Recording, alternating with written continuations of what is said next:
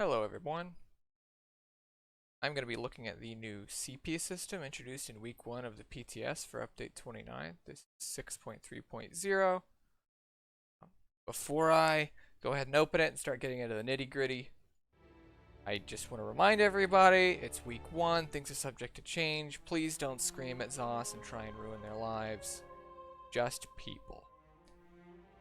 So, I am CP 999 on live. I think a little bit higher than this, but that means I have 333 champion points per tree.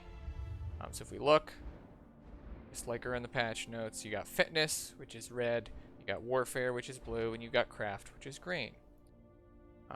This is the one that's going to take the longest, so we're going to do it last. Craft is relatively simple. It's got a lot of just kind of overland, questing, RP, harvesting, non-combat stuff all rolled together. You'll notice we have these slots up here. These, if you hover over them, are red. These are blue. These are green. Some of these stars are yellow. Yellow ones are always on. Some of them are the color of the constellation. So red ones are red. Blue ones are, of course, blue. Green ones are green. Those are the slottables. You don't get any bonus from slotting them, or without slotting them, but the passives are always on.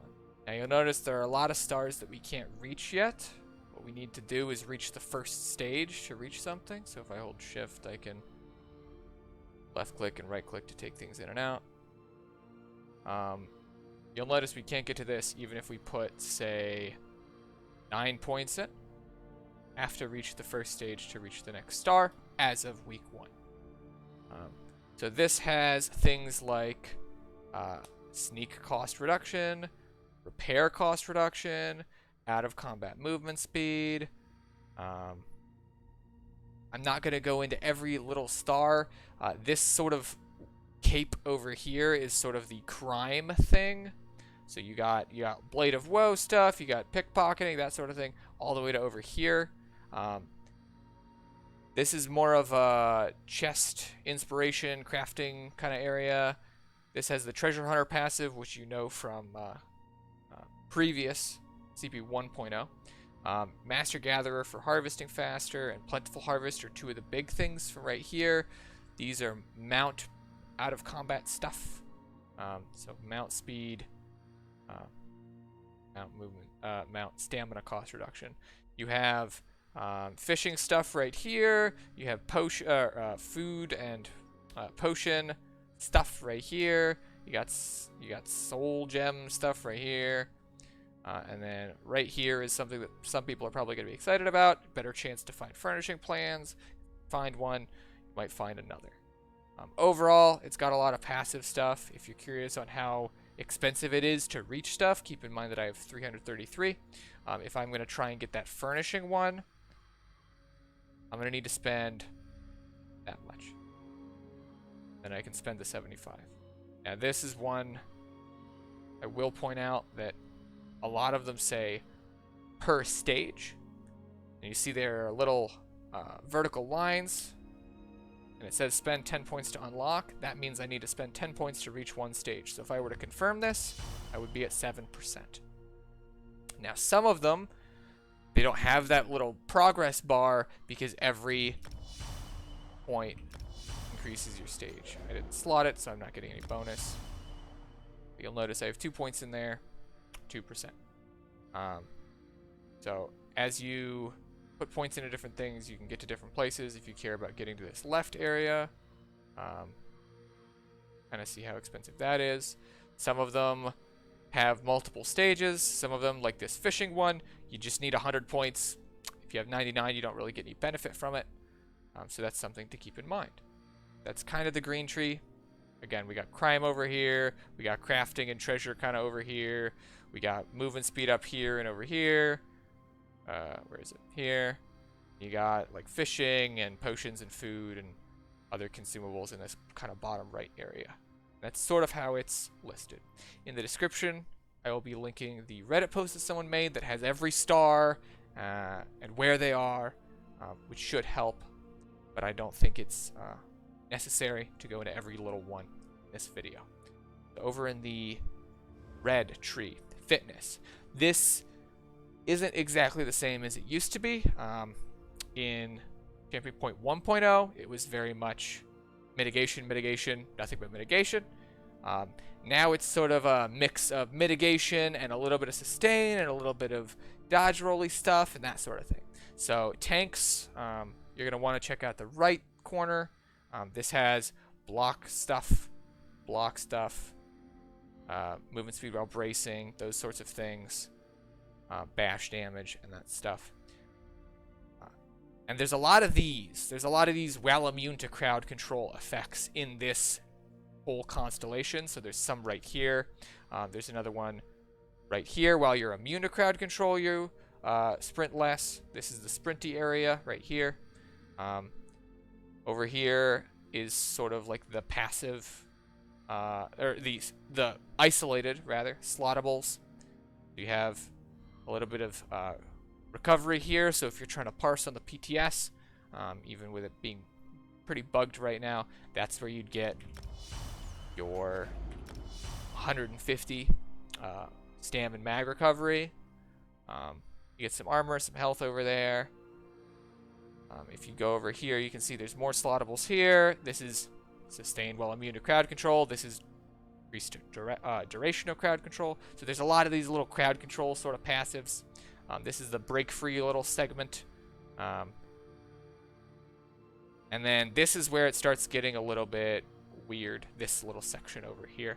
So you have things like while shielded, so this kind of straight line is sort of a shielded kind of thing. So this is shield cost reduction, things like igneous shield, defensive posture, harness magicka, those sorts of things.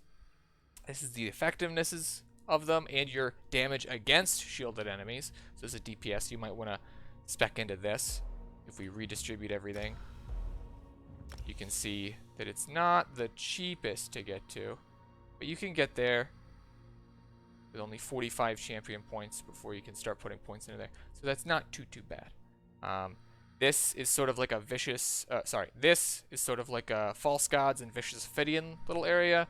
When you kill stuff, you get some mag or stam back.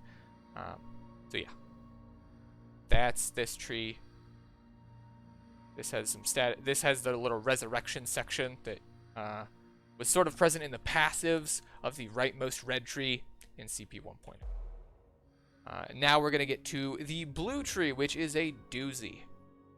Generally, I've noticed that they try and keep stars kind of together if they make sense to be together. So this sort of staff is the healing. So if we put points into the max mag, we can see that it unlocks the healing area, and we can get healing and sustain. So this is healing done to AoE, healing done to single target, healing over time, general healing, those sorts of things, and more slottables up here. You can see there are also these two little purple nebulas, which I'll get to in a moment. You have, again, isolated slottables, just like you have over here and over here. You have some isolated slottables, which also scale per point. So if you have a couple points left over, you know, I'm 333, there's a good chance I'll have 3 or 13 or so left over. If I have a spare slot to slot something in, I can put 13 points into max mag, call it a day. So this is sort of like the damage, and this is also the sort of damage one because this whole tree has a lot of damage, and this is where all the mitigation kind of comes in with the slottables. But first, let's dive into these clusters. These are called clusters. You can left click to zoom in on them, and they have their own little section. And you'll notice that, like before, if we want to get to further and further stars, we have to put points in to those stars along the way. We have to sort of draw a line. So if we were to put points here, in order to get to the next area, we have to put points into this cluster. In this cluster, you can only put points into this middle tree, which is offensive penetration. And then the arms sort of kind of are the same as each other. So this is martial status effect chance and martial attacks. This is magical status effect chance and magic attacks. So depending on if you are mag or stam as a DPS, you'll want to go into either the mag little section there, and these are all passive, or the stam section on the right. Up here in the top right, you have Thaumaturge, pretty similar to before.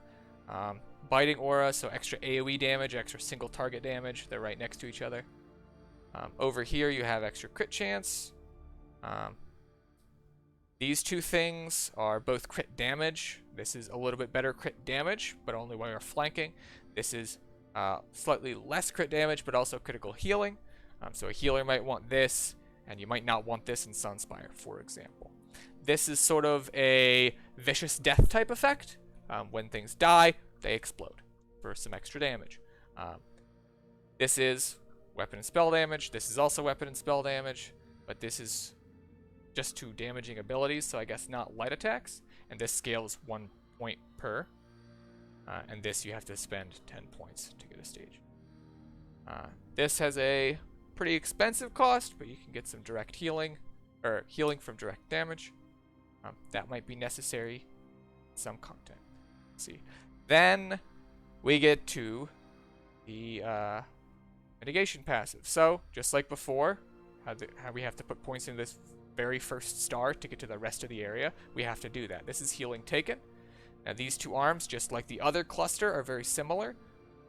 Martial attack reduction, magical attack reduction. Up here you have a slottable for crit resistance for you PvPers. And down here you have 3% damage reduction per stage for PvE. So that's going to be pretty useful. And these, again, are all passive except for this one. Now the active, or slottable, I should say, mitigation, you have AoE and single target. It's kind of a theme. You have AoE and single target, you have AoE and single target, you have AoE and single target. And that leads to other things. So you have extra resistance while holding a shield or a frost staff, useful for tanks, maybe useful in PvP as well.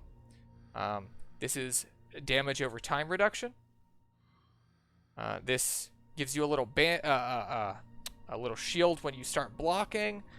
Just like, again, there was a passive CP perk in one of the trees in CP 1.0 that did a very similar thing.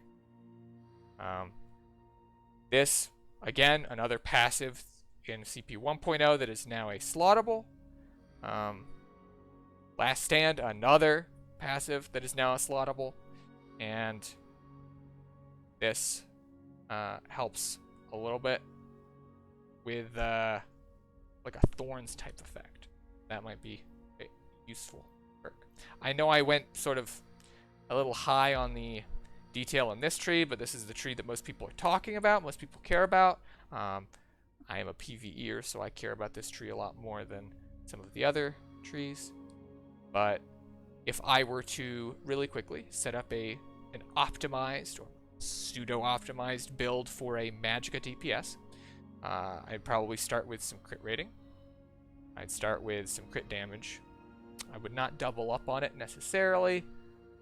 All of these are kind of meh from my understanding. I'd get some penetration there, and I'd get single target, AoE, and damage over time sort of effects going.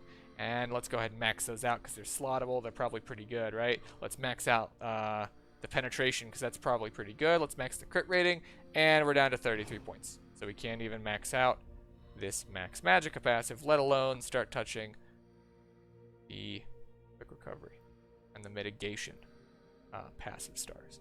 So that's something people are a little bit worried about, but again, it's week 1. See how things go moving forward. I hope this video helps. I hope there's not too many ums and ahs. Goal was just to show people in video form what the CP trees kind of look like. Not everyone has access to the PTS. Some folks play on console. Some folks just don't have hard drive space. Thanks for watching.